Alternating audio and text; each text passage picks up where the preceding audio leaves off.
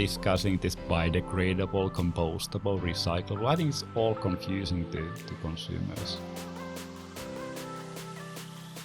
I was happily kind of seeing a very good impact change by a local juice and smoothie bar chain, that they switched from PET cups to PLA cups, and they're dubbing those that they are biodegradable.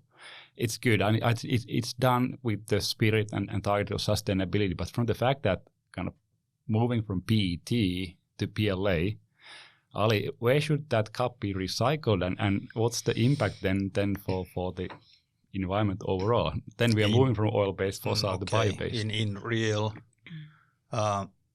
we can ask whether the PET cups are neither recycled, but assuming they are, so that the PLA cups are not really recycling, so that if they go for mixed waste, the typical where they end up is a combustion. Okay, it's organic carbon from the short cycle. So in that way, not that harmful, but yet it's a carbon dioxide what you get as a result. And if you manage to take that to a biocompostable, so industrially compostable fraction, which is a little bit doubtful again.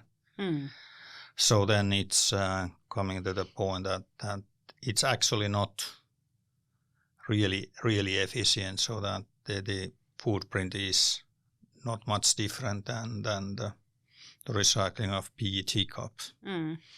And actually, so when it comes to that, typically the biodegradability is an act of security.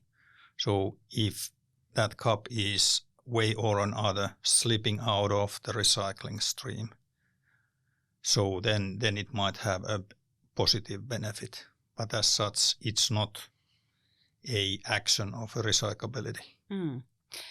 So it was, did I understand it correctly? You said it earlier in some event that recycling is always the priority number one, and then biodegradability is needed in those kind of cases where the system sort of is having leaks.